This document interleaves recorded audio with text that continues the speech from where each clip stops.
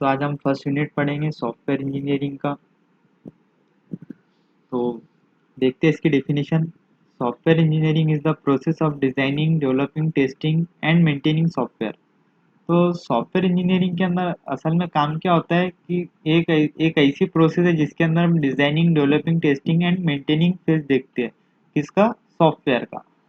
तो हम ऐसा भी कह सकते हैं कि सॉफ्टवेयर को डेवलप करने से लेके उसको मेंटेन करने तक के उसकी जितनी भी साइकिल रहेंगी, तो उसके अंदर एक बहुत बड़ा काम होता है सॉफ्टवेयर इंजीनियरिंग का। It is a systematic approach to software development that aims to create high quality, reliable and maintainable software.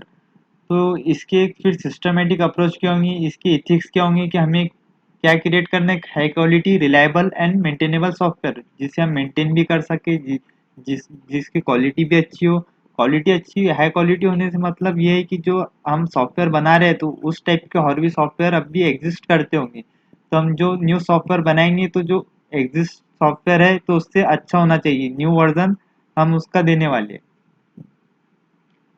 तो इसके कुछ प्रिंसिपल्स होते हैं।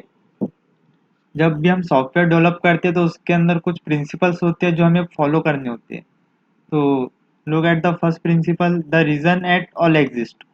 तो विदाउट रीजन तो हम सॉफ्टवेयर बनाने नहीं वाले। तो ये फर्स्ट प्रिंसिपल हमें बोलते हैं कि the software can be called as a complete software if it satisfy all the requirement of customer. तो राइट, तो अगर से जो हमारा क्लाइंट होगा या फिर जो भी हमारा कस्टमर होगा, जो हमें सॉफ्टवेयर बनाने के लिए कहेगा, तो उसकी जितनी भी रिक्वायरमेंट होंगे जब तक के सेटिस्फाई नहीं होते तो हमारा सॉफ्टवेयर कंप्लीटली बिल्ड नहीं होगा। तो कस्टमर की जो सेटिस्फेक्शन है वो हमारे लिए यहाँ पे प्रायोरिटी रहेगी। The second principle is keep it simple but perfect.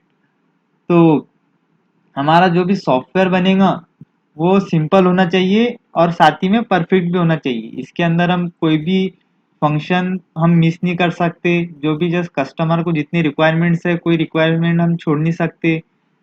Software designing cannot be done randomly while designing. Many factors are supposed to be taken into consideration, right? The designing should be as simple as possible. So look at the third principle, maintain the vision. There should be integrity in thoughts of people who work on it towards the vision of project. There should be one aim and one view for all. तो देखो इसके अंदर कैसा है कि जब भी हम जैसा कोई सॉफ्टवेयर या फिर कोई भी प्रोजेक्ट के ऊपर हम काम करेंगे तो ऐसा नहीं रहेगा कि कोई एक बंदा इसे बना रहा है। एक पूरी टीम इसके ऊपर वर्क करती है। कोई फ्रंट एंड पे वर्क करता है, कोई बैक एंड पे वर्क करता है।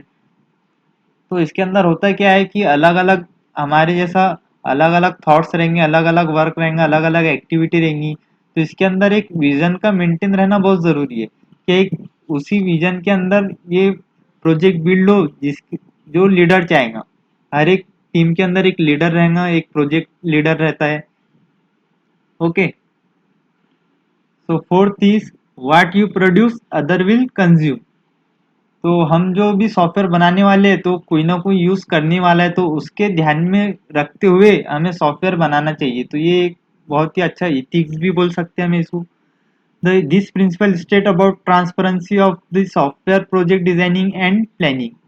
There are different teams which work on same project but participating in different activities. ये सेम ही हमने प्रीवियस प्रिंसिपल के अंदर ये देखा भी है। The fifth principle is be open to future. The system you are developing should be work on the current technology as well as future technology. तो सही है। जैसे कि हम कोई भी जैसा अभी सॉफ्टवेयर बनाने वाले हैं वो अभी तो रन होना ही चाहिए अभी की टेक्नोलॉजी के ऊपर। लेकिन जब टेक्नोलॉजी अपग्रेड हो, न्यू अपकमिंग जो टेक्नोलॉजी रहेंगी उसके ऊपर भी हमारा जो सॉफ्टवेयर है वो रन होना चाहिए। The next principle is plan ahead for reuse. One of the good qualities of software is reusability. The reusable software can be reused in development of other applications. Okay.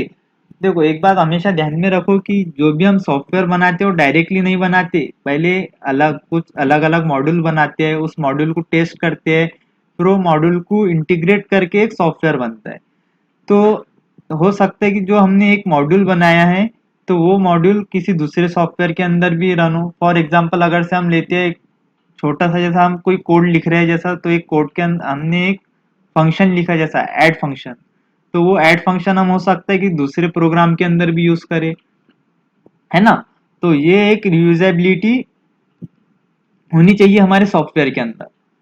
The seventh principle is think. The main purpose of this principle is to gathering the new ideas as well as to improve the quality of system. It will help you to better planning and execution. Okay, तो think बोले तो हमें सोचना, जैसा कि हम जब भी कुछ सोचते रहते हैं तो हमें नए नए ख्याल आते हैं। हर बार हो सकता है कि हमारा जो अभी हमने प्लान किया है and जो हम एग्जीक्यूट करने वाले हैं अभी, तो हम उसे इम्प्रूव कर सकते हैं। अभी जो हमारा सिस्टम है उसकी हम क्वालिटी इंप्रूव कर सकते हैं कैसे, थिंक से, क्योंकि थिंक करने से हमारे पास न्यू थॉट्स आएंगे, और न्यू थॉट्स के वजह से ही हम उसे, अगर से हम न्यू थॉट्स को इम्प्लीमेंट करेंगे तो डेफिनेटली हमारी सिस्टम की क्वालिटी बढ़ेगी। तो ये तो हो गया introduction. Okay, it's enough for now. Thank you.